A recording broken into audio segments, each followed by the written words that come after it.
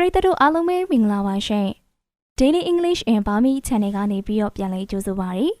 ဒီကနေ့မှာကျမတို့ရဲ့ Channel ကနေပုံမြင်ဇာတ်လမ်းတူလေးတွေကိုသင်ခန်းစာအနေနဲ့တင်ဆက်ပေးသွားမှာဖြစ်ပါတယ်အစီအစဉ်လေးမစတင်ခင်မှာကျမတို့ရဲ့ Channel လေးကို Subscribe လေးပြုလုပ်ပေးခဲ့ပါဦးနော်ဗီဒီယိုအသစ်တင်တိုင်းသိရှိနိုင်ဖို့ဘေးနား Notification ခေါင်းလောင်းလေးကိုလည်းနှိပ်ခဲ့ပေးပါအောင်ရှင်ဟုတ်ကဲ့ကျေးဇူးတင်ပါတယ်ခေတ္တဆိုရင်သင်ခန်းစာလေးကိုအခုပဲစလိုက်ရအောင်ပါ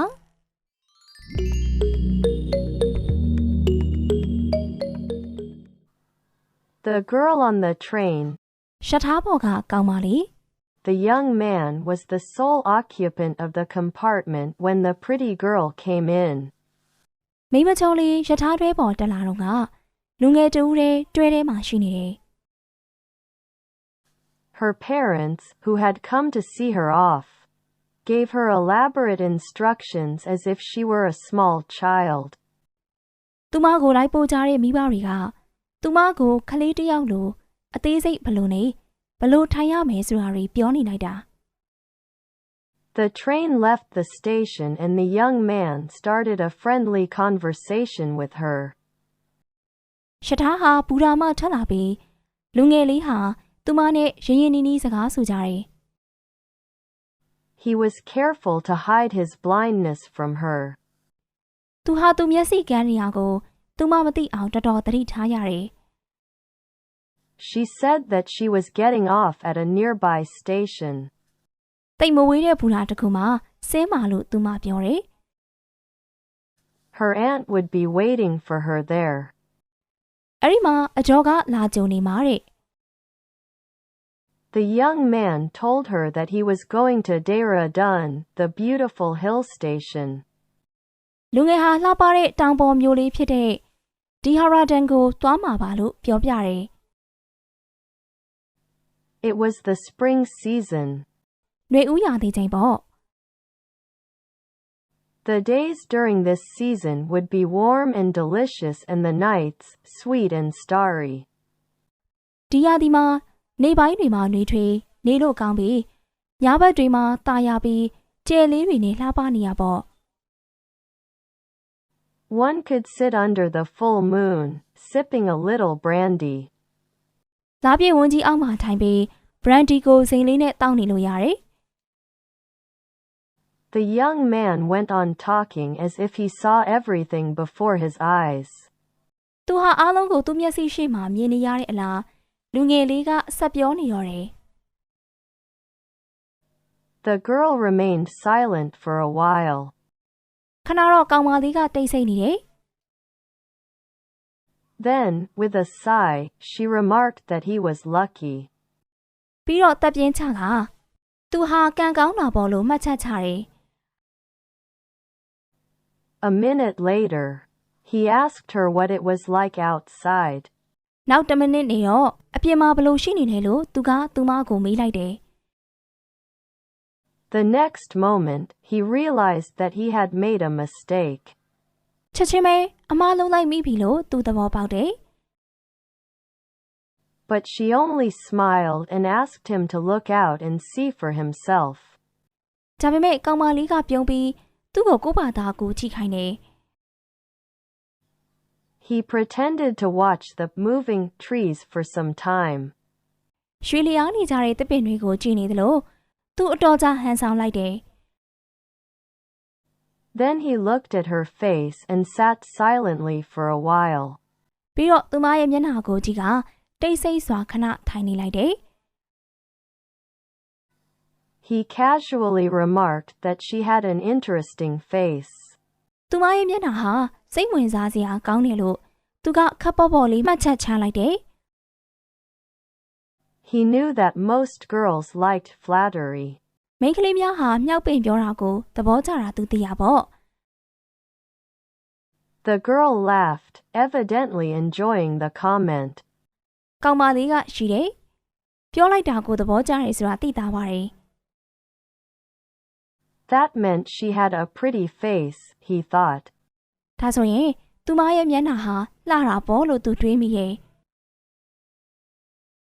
With a smile, he remarked that an interesting face could be a pretty one as well. ပြုံးပြီးတော့စိတ်ဝင်စားစရာမျက်နှာဆိုတာ လှတဲ့မျက်နှာလည်းဖြစ်နိုင်တာပေါ့လို့သူကအမှတ်ချက်ချလိုက်တယ် Again she laughed and he liked her all the more for it. သူမကထက်ခါရီပြန်တော့အဲ့ဒီအတွက်သူမကိုပို့ပြီးကြိုက်မိသွားပြီ In fact, he liked everything about her, her talk, her laughter and even the perfume she had used. တကယ်တော့သူဟာသူမနဲ့ပတ်သက်တဲ့အားလုံးကိုသဘောကျတာစကားပြောပုံရှိပုံစွတ်ထားတဲ့ရင်မွေးကအစားပေါ့ He could sit any length of time, enjoying her sweet company. သူမနဲ့ပျော်စရာအတူနေရမယ်ဆိုရင်သူဟာဘလောက်ပဲကြာကြာအတူထိုင်နေနိုင်ပါတယ် But human happiness is short-lived. The train reached her station. ဒါပေမဲ့လူသားရဲ့ပျော်ရွှင်မှုဟာတက်တန်းတူတယ်ရထားဟာသူမဆင်းရမယ့်ဘူတာရောက်ပြီ She said goodbye and went out. Once again he smelled her perfume and wanted to touch her hair. နှုတ်ဆက်ပြီးဆင်းသွားပြီသူဟာသူမရဲ့ရေမွေးနံလေးကိုခံလိုက်ပြီးသူမရဲ့သပင်တွေကိုထိတွေ့ချင်လာတယ် But she had gone and a man entered and took her seat. ဒါပေမဲ့သူမဟာဆင်းသွားပြီးလူတစ်ယောက်ဝင်လာကသူမရဲ့နေရာကိုယူလိုက်တယ် The young man sat near the window, pretending to look out. လူငယ်ဟာပရင်းပေါက်ဘေးမှာထိုင်ပြီးအပြင်ကိုကြည့်ချင်ဟန်ဆောင်နေတယ် He asked him whether the girl who went out had kept her hair long or short.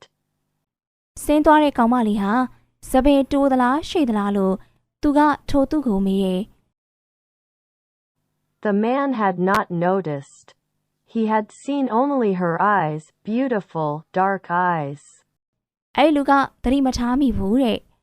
သူမရဲ့နမ်းမောင်လာပါတဲ့မျက်လုံးတွေကိုသာမြင်လိုက်ပါတယ်တဲ့ But they were of no use to her. She was completely blind. ဒါပေမဲ့သူတို့ဟာသူမအတွက်အသုံးမဝင်ပါဘူးသူမဟာလုံးဝကန်းနေတာ The young man sat paralyzed. He had had the shock of a lifetime. လူငယ်ဟာလေဖြတ်သွားတယ်လို့ထိုင်နေတယ်သူ့ဘဝမှာဒီတစ်ခါလောက်အံ့အားသင့်စရာမရှိတော့ပါ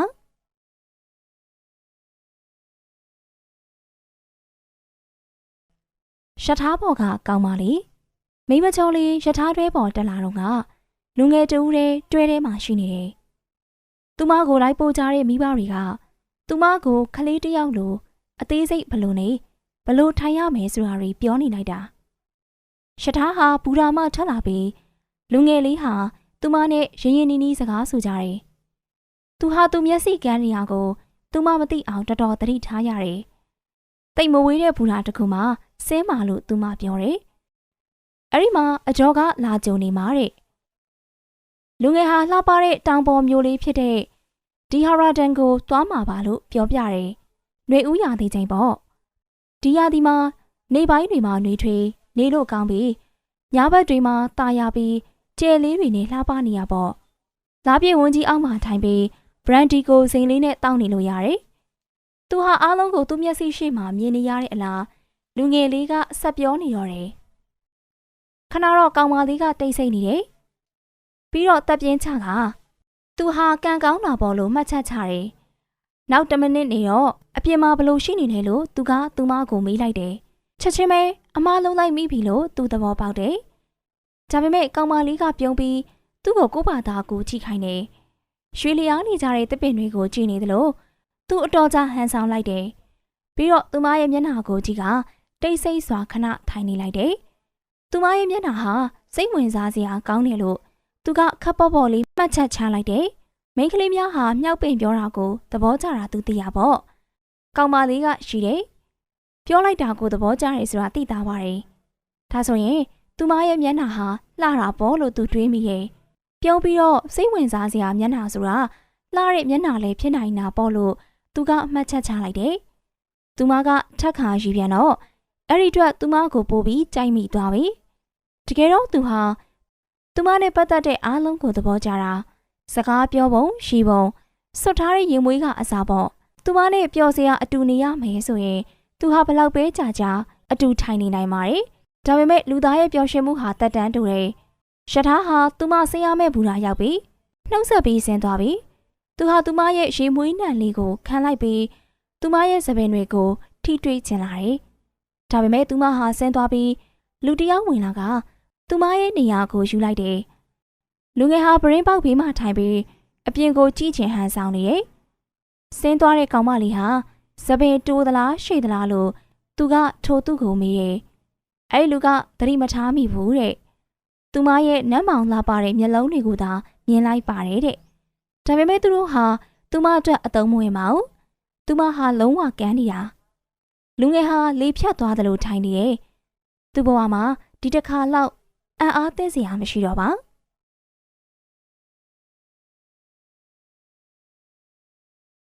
The girl on the train.